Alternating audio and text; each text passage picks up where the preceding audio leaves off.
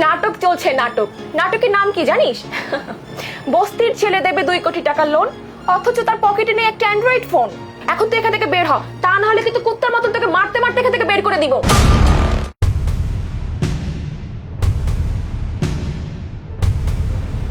আরে কামরুল, জুলি, দীপ্ত, কি অবস্থা! আমার তো সৌভাগ্য।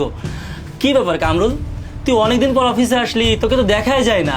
আর অনেক ব্যস্ত নাকি ব্যবসা বাণিজ্য নিয়ে? হ্যাঁ, আসলে একটু কাজের ভিতরে ব্যস্ত আছি। বাই দ্য ওয়ে, কেমন আছিস আলামিন? খুব বেশি ভালো নেই বন্ধু।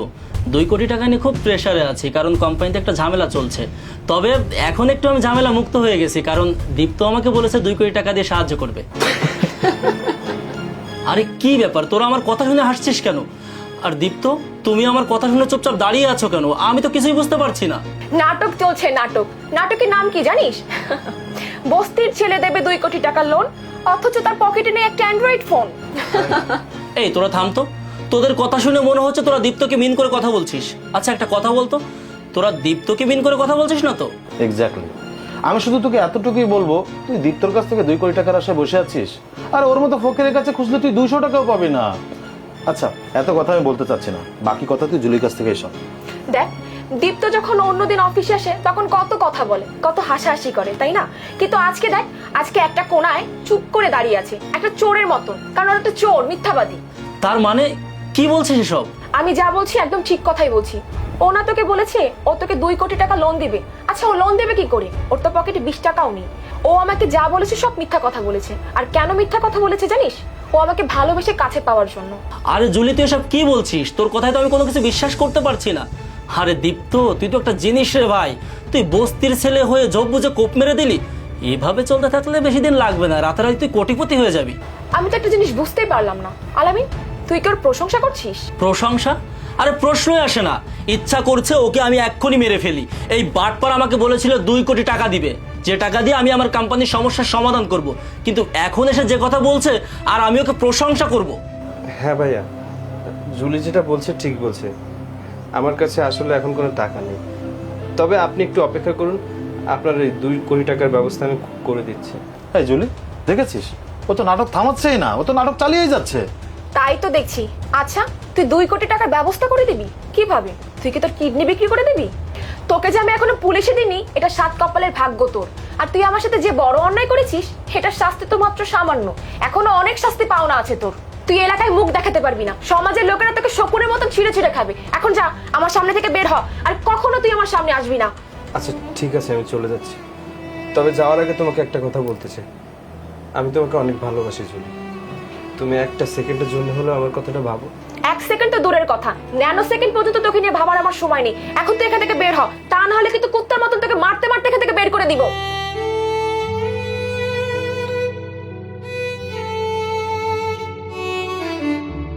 আর জুলি, তুইও না পারিস বটে। একটা বস্তির ছেলে তোর সাথে ভালোবাসার অভিনয় করেছে, আর তুই ওকে এমন শাস্তি দিলি, বেচারা সারাটা জীবন মনে থাকবে। আমি তো এটাই চাই, ওকে অপমান করতে।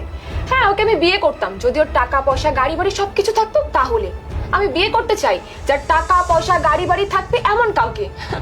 বাই দ্য ওয়ে আলামিন, তোর অফিসে আসলাম, কফি খাওয়াবি না? ঠিক আছে দারোয়ান।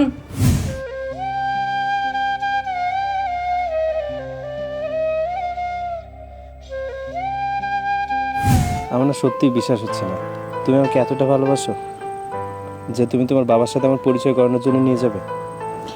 আরে তুমি বোকার মতন কেন কথা বলছো? আমি তোমাকে অনেক ভালোবাসি, আর আমি তোমাকে যেহেতু বিয়ে করতে চাই, তোমাকে বাবার কাছে নিয়ে যাব না? হ্যাঁ, আমিও তোমাকে ভালোবাসি, কিন্তু কিন্তু কিন্তু আবার কি? দেখো, তুমি আমাকে যতটা ভালোবাসো তার থেকে বেশি আমি তোমাকে ভালোবাসি। টাকা পয়সা গাড়ি বাড়ি আমি কিচ্ছু চাই না, আমি শুধু তোমাকেই চাই। তুমি সত্যি বলছো? আমার কাছে বাড়ি গাড়ি টাকা পয়সা না থাকলেও তুমি আমার পাশে থাকবে? কিন্তু আমার তো ভয় হয়। বর্তমান যুগের মেয়েরা একটু অন্যরকম, টাকা পয়সা অর্থ সম্পদ থাকলেই কাছে আসে, আর এগুলো না থাকলেই দূরে চলে যায়। দেখো দীপ্ত, তুমি যা বলছো ঠিক বলছো, কিন্তু আমি ওই ধরনের মেয়ে না। তোমার যদি টাকা পয়সা গাড়ি বাড়ি কিছু নাও থাকে, তবুও আমি তোমাকে ভালোবাসবো। তুমি যদি কখনো হুট করে আমাকে এসেও বলো যে তোমার টাকা পয়সা গাড়ি বাড়ি কিচ্ছু নেই, তবুও আমি কখনোই তোমাকে ছেড়ে চলে যাব না। সত্যি বলছো? হ্যাঁ, সত্যি বলছি। তোমাকে ছুঁয়ে আমি কথা দিচ্ছি, সত্যি সত্যি সত্যি 3 সত্যি করে বলছি, কখনোই তোমাকে ছেড়ে আমি যাব না। এখন চলো তো, আমার অনেক খিদা লাগছে।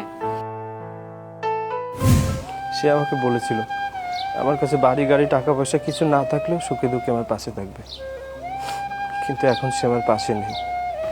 এসমান দাঁড়া, দেখেছিস কোটিপতি ভিখারি দেওয়ানা বসে কান্না করছে।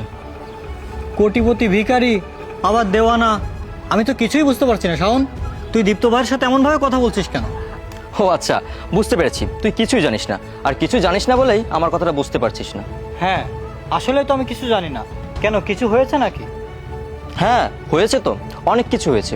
এই দীপ্তকে দেখতে পারছিস না? ও সবসময় আমাদের সামনে কি ভাবনি, ওর অনেক টাকা, অনেক গাড়ি আছে, অনেক বাড়ি আছে, অনেক কোটিপতি। আরে সবই চাপ, ওর কিচ্ছু নেই। আর বড় লোক একটা মেয়ের সাথে প্রেম করে তার সামনে সব ধরা খেয়েছে। ও আচ্ছা, এবার বুঝতে পেরেছি। এই দীপ্ত, তুই একটা কাজ কর, তুই একটা থিয়েটারে গিয়ে নাটক কর।